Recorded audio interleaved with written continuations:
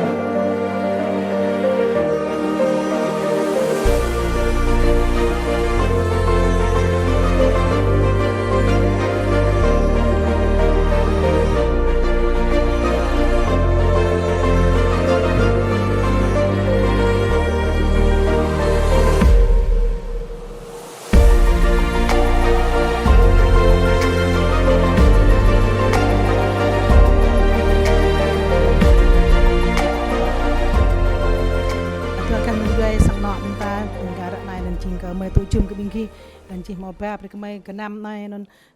ching ka ta chu to nai non ta pia ka rangyao ning ta mut na tala chinum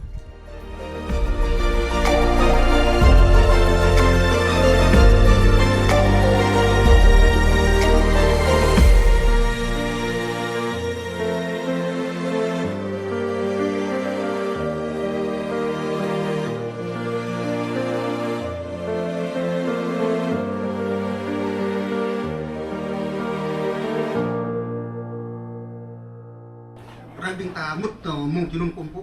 bởi thế ta bóc mông plok long ta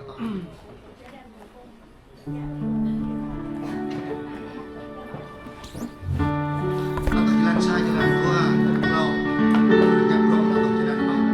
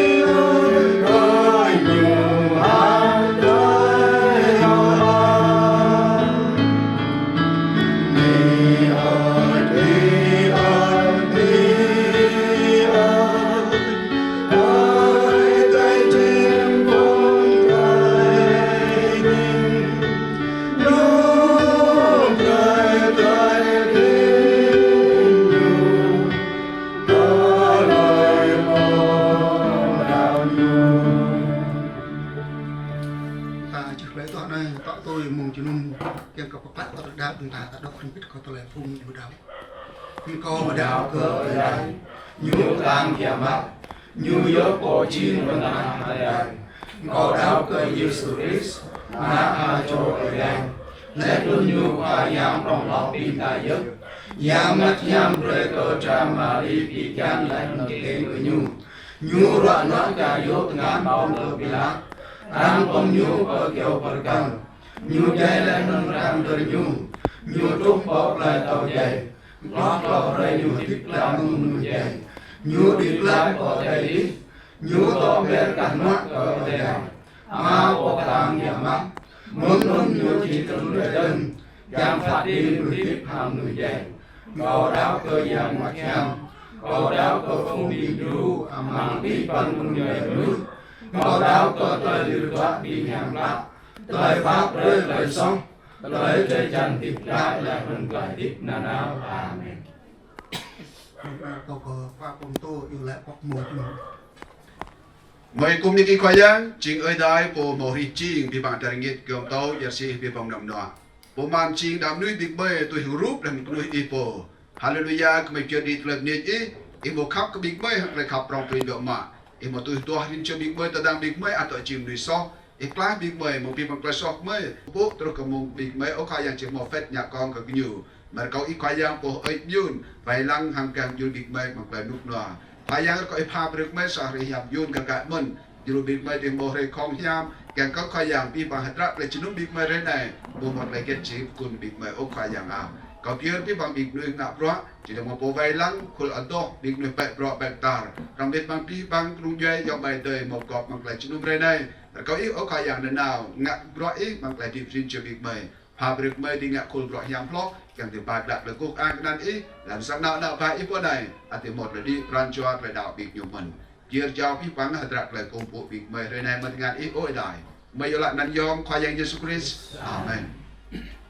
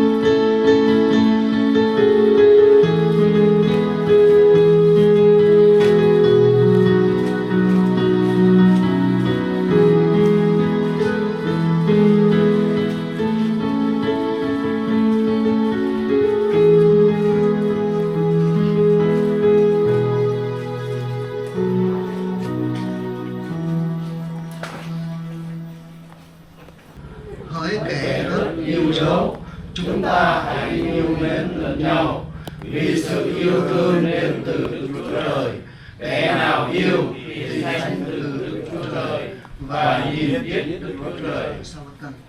Hỡi kẻ rất yêu dấu, chúng ta hãy yêu mến lẫn nhau, vì sự yêu thương đến từ Đức Chúa Trời. Kẻ nào yêu thì sanh từ Đức Chúa Trời và nhìn biết Đức Chúa Trời. Giăng nhất lần 4 câu 7. Câu tâm ta tập biệt.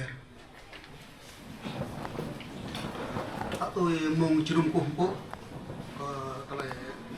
đẹp con của hôm nay từng nó có thôi ô tha tôi nên cái bằng bồ bạ tôi vừa lúc sáng có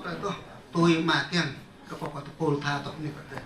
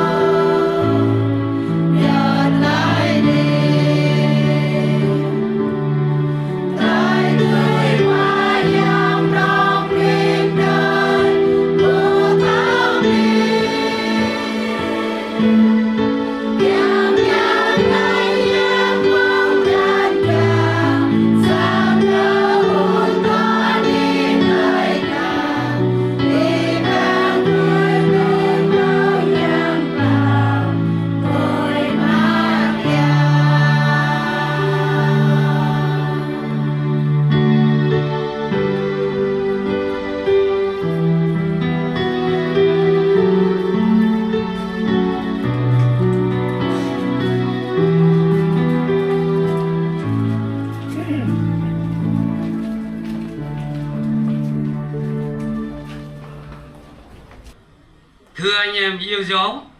chúng ta hãy yêu thương nhau vì tình yêu thương Đức Chúa Trời. Vì tình yêu đến từ Đức Chúa Trời, ai yêu thương thì sinh bởi Đức Chúa Trời và nhận biết Đức Chúa Trời. Ai không yêu thương thì không nhận biết Đức Chúa Trời. Vì Đức Chúa Trời là tình yêu thương.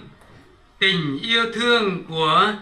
Đức Chúa Trời đối với chúng ta đã được bày tỏ trong điều này. Đức Chúa Trời đã sai con một của Ngài đến thế gian để chúng ta nhờ con ấy mà được sống. Tình yêu thương ở trong điều này không phải chúng ta đã yêu thương Đức Chúa Trời,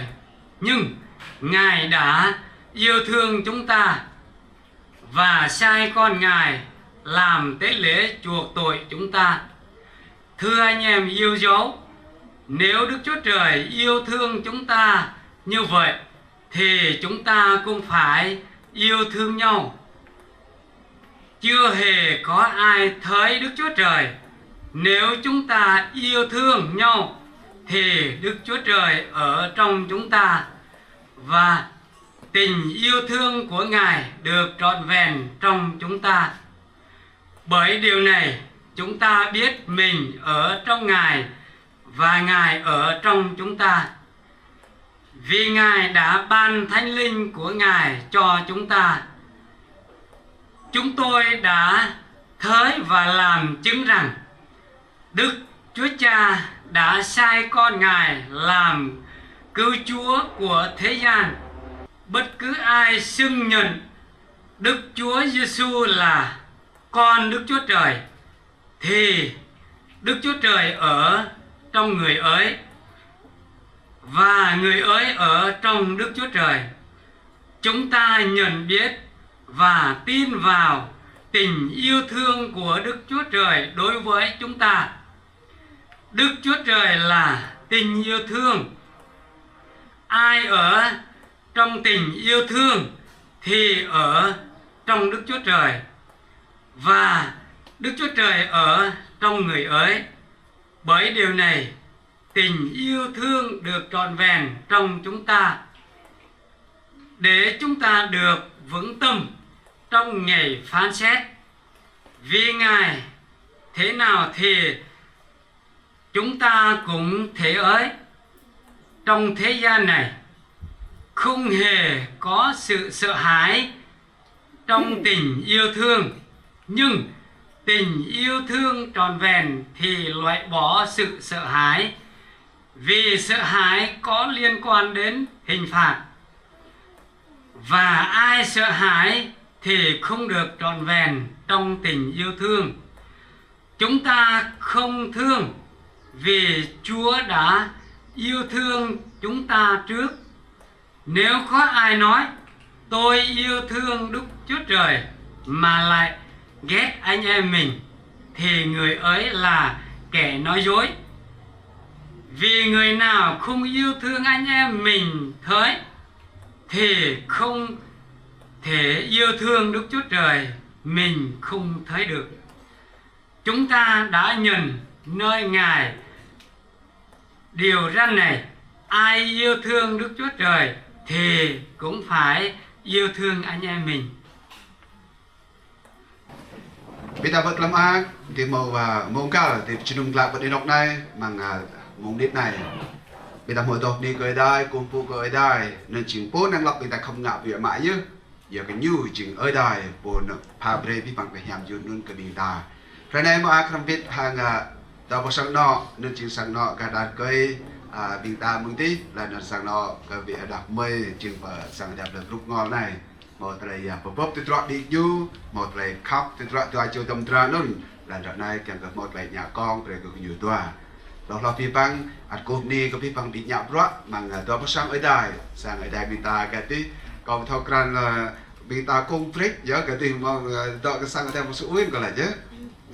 là và ta ở đây nó chỉ là sang đẹp là lúc ngon. Còn nhà biết mình hàng po về lăng sang ở đây bình ta cái tí xong rồi giờ các lời cun giờ lại dùng một lời cun bị đi rai ô cái lời nên chọc lại from nọ và này nhá trong mang cái chữ màu sa thì đang tươi được một là có lắm như chữ rai như lại nên còn lại kia rai chứ giờ có câu thế này có lòng chứ rồi mùa đông nên có châu có ý mình còn lại nhớ nên cái trong mang rồi nên chỉ bỏ tài nhiều bọn này còn nếu biết bằng bị nhập rock sang đây là lúc ngon mình chỉ bị thả sang giang rồi from nọ hạc mê ạt cứ ít sắp chạm ngồi cờ bị ma tòa ca đầm dung vật cờ trái lan cả mình làm biết thằng cũng dây mày tê tòa ca một bọn ta không biết mang lại chung thế này chẳng mang ở đã thời dung của bị bằng bị mình là về bị bằng bị nhạo rõ mà sáng đại là thuộc ngõ làm biết thằng bị bằng bị nuôi chỉ bị nhiều đạo bị mệt hơi mát cái sắc nọ bị ta chỉ mâu sạt lại phát nào các nóc bằng lại đơn chiên sang nọ pro dễ tụi trời chật ở đài nên nhất chỉ là chẳng bằng rong được mà chứ là lại nên chỉ là trí brancha riêng cho bị mày bị mát để đặt màu bị nào bạ ở đài cứ sập ở đài càng cái đơn chiên sang nọ dễ tụi trời chật đây này chỉ đó có cái núi dây bên này là làm phần ngọ này đây vì là bố mình trời trời phép nhớ hạt cá cái này lục rai hạt cá cái tê nên lục nar lý do kết mà kết ngã như hạt cá nhồi ngã doan có người ta ngã rai có người ta nar có cái này là hala cái này nó ngã rai hạt cá cái tê chỉ làm phun như nó cho chữ doan nàng ai cái lý do cả một là phần min mất thấu cái lý do nó cho chỉ làm phun người ta học bỏ phong đấy cho nó nhặt mở tỏa bỏ phèo phèo nhé cầu mình nàng ấy chắc cái nhà chẳng ít lại người ta thâu cran đầm dung như giờ chừng cài ô giờ cái tra lan chừng cài nên sao mà ăn cài màu bột bớt hàng dẹp cần được mình cái giờ nó thâu mà một lại dẹp lúc này đầm dung thâu dẹp cài mà phải mất thâu bột bẹ đây còn mi cô về lăng kia ra bên này lại kia ra đốt chỉ là lại tại nhóc rồi nó nhóc cài một phun còn nghe như tăng rừng cài một phun còn lụi hiểu vậy bột bẹ có đọc lại yuan tăng á ngã và còn bên như chị hiệp dọa thì cài một phần một quý hiểu với rồi này để chỉ xa rồi mà na sang cài ta hiệp cài ha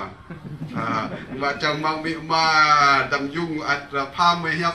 cài mình cái đường dây mày tê rồi cả tí và nịt nhiều cả tầm dung kia ta mỹ mà ta nạp play bẹ nên tập tôi còn cái mỹ tọ tôi đừng á còn mình play về tôi play complete nên mà như là thôi cài kết nên ta mình nạp thôi cài vào về thì ta cái nào có về đấy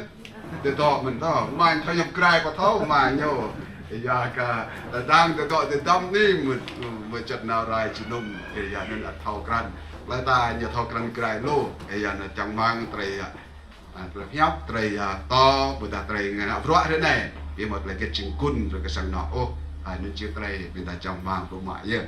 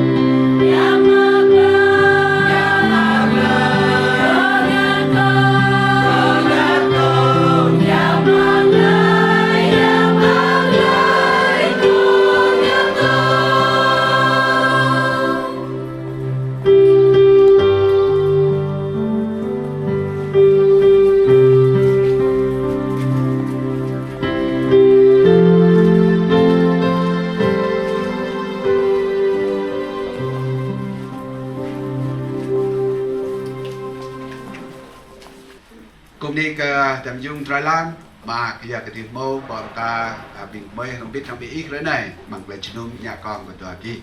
xin cho mãi chứ bây ta thâu rằng tại tương chiên sang nó tôi hiện tại chất cái bình đào nhưng mà tòa cha là đã đòn là nó một cái con ta với năng ai giặc bị ta từ bị giáp ô của khul rê bị SMA khul rê bị ta bọn ta hàng bị ma hàng bị nuôi như rõ mà rõ sang ngày đại ta tụm lan được gạo là nên rõ bị ta công mổ nên chỉ phải nhà con là từ đây cái nên bị ta chỉ một là con nên chỉ phải chất mà sang ngày đại ta chất nhà này nào rồi này mà bọt lâm á giờ bị ít một cái đại nhất lấy khắp nhằm lại đi thằng cả luôn dây dòng bài tơi và được nhiều bài nắp ơi đài cái biển nuôi mà rõ sang ngày đại thì thâu càng thì ngặt càng chỉ lan rồi các nhà con cái biển kia về này có thể nhà người ta kia nhà mở đây này nên chỉ xa đây ta kia càng cọp xít đây khắp thì kia prop mét rồi cái này đó chỉ coi vẫn nắp mang cái nhà con mà có cái hòm tôi hiện tại chặt ở đài nhưng màนี่ก็ได้แต่นู่นยี่จิ๋วสาวแต่มาพร้อมละที่ดูเรื่องอะไรนิดนึงอีที่มาตัวเรื่องยำยืนมาไปดาวตัวตรุนพาคนเก่าสังเกตมีมาดันเกยตะกุกถึงก็ทีนี้ก็มีมาดำยุ่งเยอะกว่าในละนั่นบางคนเรียกเก่ามีกี่อัตราการไกลขับหน้าบ้านมีกี่ละในมีกี่เยอะจีบีนุยจีเครื่องยูเรื่องหน้าบ้านมีกี่มาจีnhà conทำเป็นทางการล้านจีปรับเม็ดเรื่องอะไรก็น่าจะทำดีกี่บางคนเรียกว่านับตัวอย่างไรก็จีบางสังได้ตัวอย่างไรจัดบางสังได้กลับโรงยามเวียดนามมีตามีกี่โตเหมือนกันนี่ก็มีตัวเป็นก็มีมาล้านที่เขาถึงอยากก็จีมีมาล้านทั้งมาล้านเยอะมาล้านต้องยับจีกลายเป็นมาล้านมาเท่าอยากมาล้านอย่างมือกลายเป็นโตโอ้เดี๋ยวxin phép phải coi nhập dần cả hết đấy hôm nay là ngày trọng đại để chuẩn bị cho hôn nhân hôn lễ của con gái của anh chị hôm nay có sự hiện diện của anh chị ở đây đó là một điều rất là quý giá tôi xin phép được hỏi anh chị là có phải anh chị cũng bằng lòng để cho phép cô gái cô Lan là con gái của mình để đính hôn với chàng Dung Y Dung để chuẩn bị cho hôn lễ theo truyền thống của Hội Thánh Tin Lành Việt Nam chúng ta tổ chức theo nghi lễ của Hội Thánh Tin Lành Việt Nam không ạ? Có phải anh chị đồng ý điều đó không ạ? Đồng ý. Cảm ơn anh chị. Dạ mời anh chị ra đồng ngồi ạ. Mà kia cái này tôi một vị mà rồi cả. Thì nên nhớ chịu phải chỉ trúc đây cái nạp ba chỉ một lời tăng là chuyện ban là bọn nạp bằng con trai từng chiên sang nọ tươi phải chất sang phải đạt là rõ nhau. Rồi này có thể nhà bị kỳ từng ở Đàm Dung, Thái Lan. Bên nắp ở đây có chơi giang, bên nắp đi bằng phù sang ở đây vì ta ngại cường chỉ lan rồi các nhà con bị nghi tòa. Có thể nhớ bị nghi tổ á chỉ tiếp bằng lời gọc nhàng rắc vài lời tiếp bằng lời cao nhất. Bù mô sang ta phải kết quả ô trúc rơi bị nghi chỉ mô là co tôm nùm phải đặt sang ở đây thì để đi. Bị cái quan mặt này. Bị cái quan á anh chỉ hớt mát đại tôi hàng lấy cọp chi mà sang ở đây là phao hiam tôi hàng lấy đại đắp mà bị ma đòi cá vật cả bị bằng bị nuôi nhã rót mà sang ở đây đòi bọc lời kèm ở lúc đấy là con bên kia thì một đây phát nhất cao tôi phải chấp sang ở đây ngặt rồi nằm ở đây thì một lời cục an thì kỳ cô thì một lời nhảm dùn thì cái tổ là một quan chỉ ngặt tới luôn mà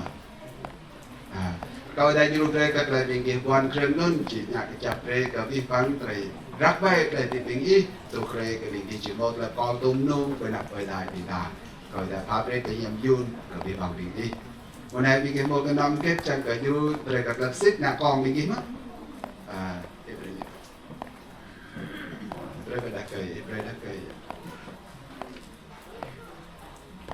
cái thứ nhà tôi kia giờ mà đây chừng đoà rồi nhúc chỉ phải xích rồi các lần tiếng kia phải xích các lần khắp tiếng kia nhà con cầm rập mét các lần con tiếng kia vào nạp nhé mà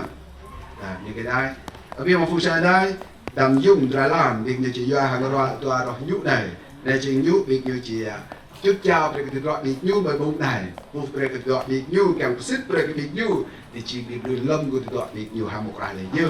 bị nhũ chỉ đặc biệt để bị nhũ kèm cái nhà gốc lấy khắp bị nhũ hàng lạ lúc rồi bị nhũ thì một lần co tôm nùm để nạp ở đây bằng cồn rồi phải nạp này kì này chỉ cái nam chẳng có nạp đây có biết sang cái đây bị đại tiểu vô Mungkin naik kau ke mi dah mai, kau apa nya mi dah kau ke kau dah mai, kau ke ni di nap này.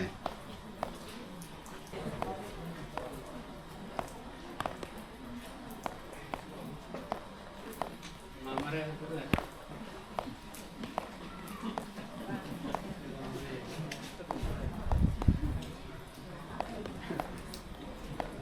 vậy như trong địa để còn là cái theo hơn nào mọi mà vẫn là cái theo mà quay theo có rồi như vậy là vẫn lo cái và còn câu này Milan ở cái cả mình với cuộc ra bên đây là sang nó chỉ có về nâng đây về cả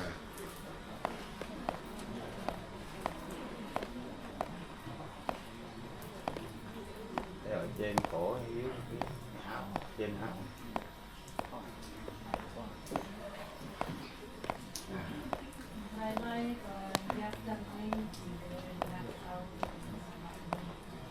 này đi Obi bang fusai dai betam honga gen jalan tre bu dah ke tre pala tre ke sang no dar ke một chút nhiều tre ke mo bi nhiều pala tre ke sang no dar mới một chút tre nhiều tre ke na tàu dar ke nhiều mình nên chim play má ya ke khul play bi nhiều tố yang ke yap nên chim nuôi trang ke sang no bi nhiều ye Hôm nay bây giờ chỉ biết một điều lại bây giờ cái khắp như cái có biết bao phút sau đang đã tụi tôi đang bị dan kita jenap nap oi dai mang trai jalan kita nap oi dai mang trai jalan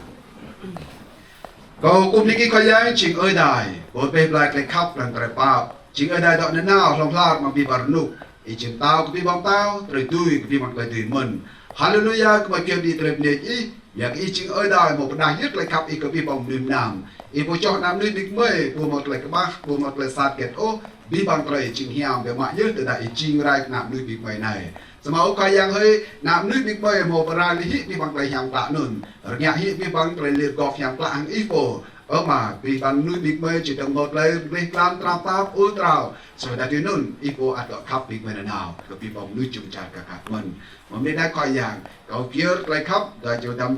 đam dung tra lan, mang tay pap đi, rồi cậu info ngã kêu lên lại khắp bị nhiều, đỏ rong hàng bị nhiều, hàng tang bị nhiều, mang tay khắp hàng tạ gọt nhám, từ tay ichang cả mình coi yang còn dia bi bang kru jai mai te beri nyu da chu da kap mit ma ku nyu yang kana ko yang chi bi nut we tôi hang lại khắp na ba bi nyu nào rong kring va yu bre bi bang flom no te một lại yang ba mặc lại dip sang no bi nyu mình rap met pa bre bi nyu tram nam prakat mặc lại hok ma kat la ko na ba ku nyu de de di ka mình ko yang a biar bi bang fung sang ada I ka bing dam bing tra chi mot le dot kai na pa nap ka mình yang ka rin chi bi nyu at na nào học răng hơi cái nhiều chuyện càng bị nhiều điểm tương chiên sẵn nó từ thời chặt ít đa ô khai giảng à bí pran cho cầu vượt cầu do lái bằng năm khai giảng Jesus Christ Amen cầu bí bao phút sau đang ta đợi về cầu tâm dung là làm việc bó là bậc bị ma cả thường vậy cùng đi cái bí bao phút sau đấy hạt lại đưa sai chụp nơi nhà con về cả tâm dung trái lan ra này có hai cái thâu về cái bí bao phút sau đây bị ta thì thâu khăn chỉ thấy bữa đây đam dung Thái Lan chỉ chính cái này quan bằng tự rõ bị nhiều như như trên thì chính ham một cái cái này như đó lúc có hơi coi từng bị nhiều thì chính xài như mang khu này chẳng mang việc mà sang đây đại yêu lại như bị nhiều hồi đó nên chính cái này ham một cái xem mà tây kun gan tây khạc gan ăn cả buổi thì trút tôm lòng ô chẳng mang bị nhiều thì rắc vai phải đi bực nhám như cái lại đi bị nhiều mang cả nhớ chẳng cái một là co nhằm lạ tôm nôm bởi nạp bởi đại mình còn vì bằng yêu mày đây cứ đúng vậy mình thà sang giang mình nuôi bọ bọt một đôi bọt lời đời nào cái đoài chu nạp mòn mình ta tầm dung hàng Thái Lan mình chẳng cái đời kiểu mua yêu lại cái bị nhiêu thì một là tiếp nhằm lạ lúc rồi mình ta chỉ một là co prong bằng cái phần nạp này cái cuộc ní chẳng là thâu cái vi phạm phụ sản này đại mình ta câu cái tầm dung Thái Lan thọ là có đi nọc này tập biết làนี่ก็ได้หัตถ์ใจยากองเรื่องการดำยุงไตรลานตัวคนไหนเกี่ยวยื้อจังมาไม่ได้ไปยืนก็เลยครับนำมอนลิงตาตัวตนเลยยามยืนเรื่องกบีบีมายองไปได้กระดูย่อยทำไปทำฟูสังได้ตัวกากกันมันนี่ดับจืดจากกระโปรงเวลา Lúc lâu có mi các cái là gần cô cơ là gì cả na là mi và cô cơ là thằng sang giang bằng tôi cả sải đây còn cả về mai chìm cả phải mút nó rồi phép lại cái dạ con cho là bác mấy bằng thầy này đừng chỉ chúng ta là chỉ đừng chúng ta là biết đến có càng biết ta là hiện tại là biết là giờ biết thằng sang ngọ mê xài nhà xây xây chọc nhà bằng cái thầy này bằng có biết rằng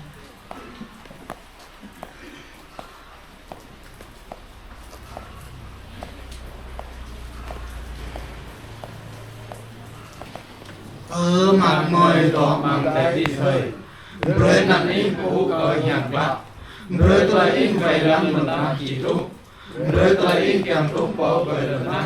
cá nó đang từ trước tôi in kèm bằng tay đi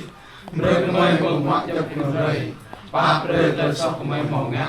cá tôi môi màu bạc rồi tôi ngát sọc môi nằm lùi môi bằng tay lỗ sống ra môi màu sạch bài do cơ thể chào tao làm giang lấy luôn lời an giang do ý trường mừng được đã bảo rốt họ đời đi nào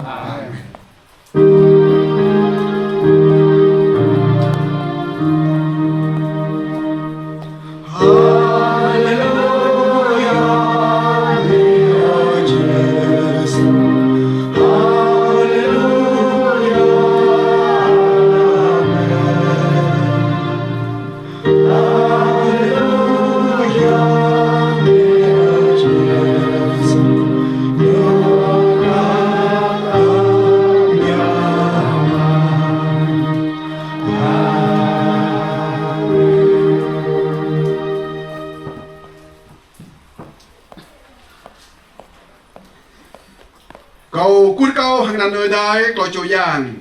พาไปเลยครับรองปรีมือได้มาไตรปาประเภทลายมาเอ่ยได้นะไตรลีมกอบช่างกละมือได้ยังอัดเทียมดอกรำหันตุตรนไตรยามยุนเด็กก็ไตรครับตัวจูดำดราหมดยากองเลยในยี่บังมีมากรุงเย่ได้ไม่ได้ตัวกะบัดกับพี่ปังฟูช่างได้อยากได้น้ำควายังไม่ติดรักไว้แต่ติดบิ๊กเมย์มังก็ยามติดบางคนไตรครับรถบางอีกพวกขับแล้วเกิดริ้นเจ้าบิ๊กเมย์จีดมอะไรในกล่องตรงอะไรอีจีตุนไรถึง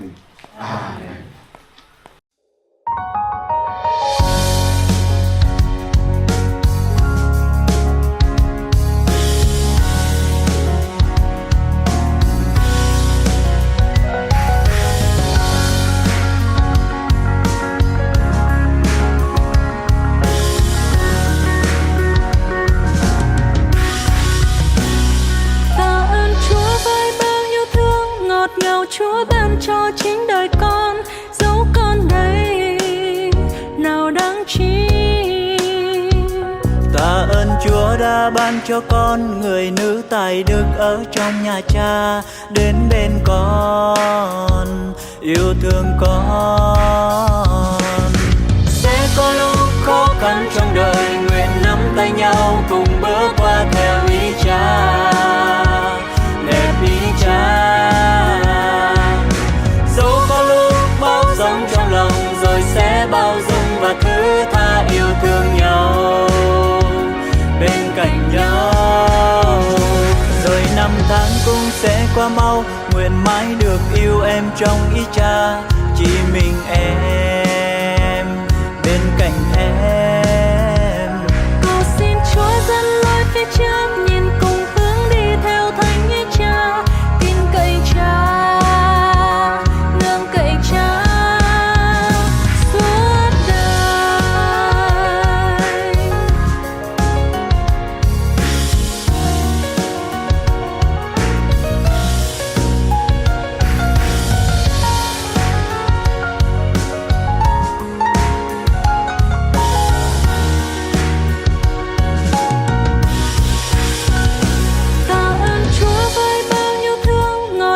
Chúa ban cho chính đời con, dấu con đây nào đáng chi. Tạ ơn Chúa đã ban cho con người nữ tài đức ở trong nhà Cha, đến bên con yêu thương con.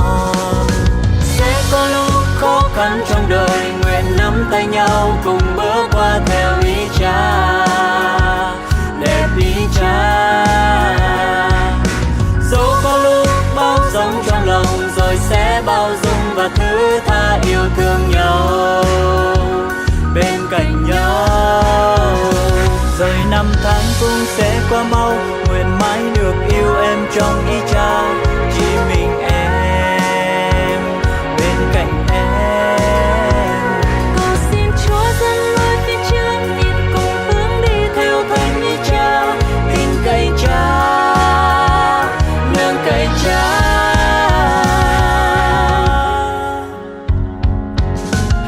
dù đường đời còn nhiều lắng lo, tương lai kia mờ tối,